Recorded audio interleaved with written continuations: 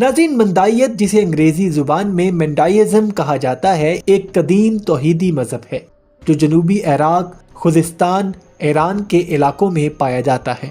اس مذہب کے پیروکار خود کو سابی مندائی کہتے ہیں، اور دلچسپ بات یہ ہے کہ مندائی لوگ حضرت یحییٰ علیہ السلام کو اپنا مرکزی نبی مانتے ہیں۔ ان کا عقیدہ ہے کہ حضرت یحییٰ علیہ السلام خدا کی طرف سے سچائی کا پیغام لے کر آئے تھے، اور وہی ان کے سب سے بڑے روحانی پیشوا ہیں۔ مندائی مذہب کی خاص بات یہ ہے کہ یہ واحد مذہب ہے جو مکمل طور پر آرامی زبان کی ایک شاخ میں محفوظ ہے۔ ان کی مقدس کتابوں کو کنزہ ربہ کہا جاتا ہے، جس کا مطلب ہے عظیم خزانہ۔ اس کتاب میں کائنات کی تخلیق، نیکی اور بدی کی جنگ، روحانیت اور انسان کی اصل پر گہرے خیالات پیش کیے گئے ہیں۔ مندائی عقائد کے مطابق کائنات دو دنیاؤں پر مشتمل ہے، نور کی دنیا اور تاریکی کی دنیا۔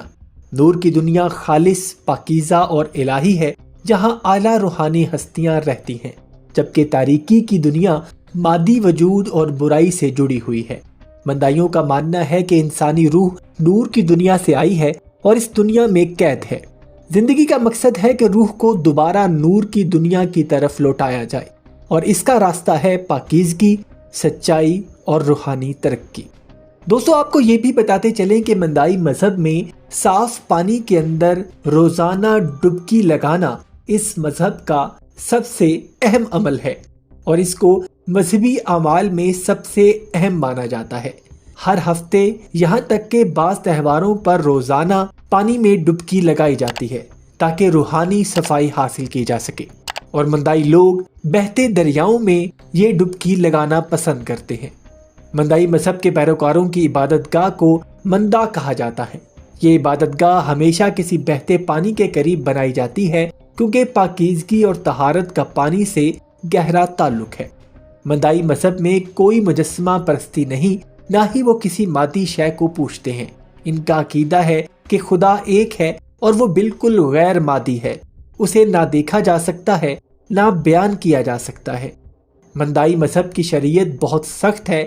ان کے ہاں حلال اور حرام کا تصور بھی موجود ہے۔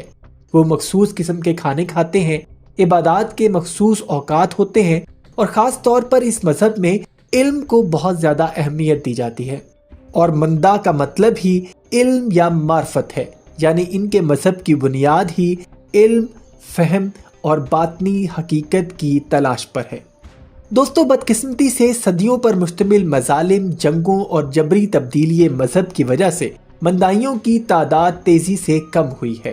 آج دنیا بھر میں اندازاً صرف 50,000 سے 70,000 کے قریب مندائی باقی ہیں۔ ان میں سے زیادہ تر عراق، ایران اور پناہ گزین کی حیثیت سے یورپ، امریکہ اور آسٹریلیا میں رہتے ہیں۔ اور حیران کن بات یہ ہے کہ مندائی مذہب میں صرف پیدائشی افراد کو مندائی مانا جاتا ہے، اور اس مذہب میں غیر مندائیوں میں اپنے مذہب کی تبلیغ کرنا جائز نہیں، یعنی اگر کوئی شخص بعد میں اس مذہب کو قبول کرنا چاہے تو یہ ممکن نہیں۔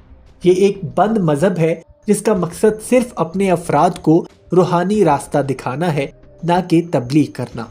مندائی مذہب کا ایک اور اہم پہلو ہے، اور وہ ہے پریسٹ ہیڈ، یعنی مذہبی پیشواؤں کا نظام۔ ان کے مذہبی رہنما کو طریفہ کہا جاتا ہے، جو مذہبی رسومات کی رہنمائی کرتے ہیں۔ یہ رہنما مذہب کے علم میں ماہر ہوتے ہیں اور روحانی تربیت کے ذریعے منتخب کیے جاتے ہیں۔ مندائیوں کے خاص تہواروں میں پاروانا، ہنینا اور نورا زواج شامل ہیں۔ ان تہواروں میں خاص عبادات، دعائیں اور روزوں کے ذریعے روحانی تجدید کی جاتی ہے۔ ناظرین، مندائیوں کا فلسفہ یہ ہے کہ ان کے نزدیک انسان کا جسم عارضی ہے، جبکہ روح ابدی ہے۔ جب انسان مرتا ہے تو اس کی روح نور کی دنیا کی طرف سفر کرتی ہے، لیکن اس سفر میں بہت سی آزمائشیں آتی ہیں۔ روح کو مختلف آسمانی دروازوں سے گزرنا ہوتا ہے، جنہیں ماٹھا کہا جاتا ہے۔ اگر روح نے دنیا میں نیکی کی ہو تو وہ نور کی دنیا میں واپس چلی جاتی ہے، اور اگر برائی کی ہو تو اسے سزائیں ملتی ہیں۔ مندائیوں کی مذہبی تعلیمات بہت گہری اور باطنی ہیں۔ ان کے ہاں انسان کا اصل دشمن جہالت ہے۔ ان کے مطابق سب سے بڑی برائی نادانی ہے، کیونکہ جہالت ہی وہ اندھیرا ہے جو روح کو نور سے دور رکھتا ہے۔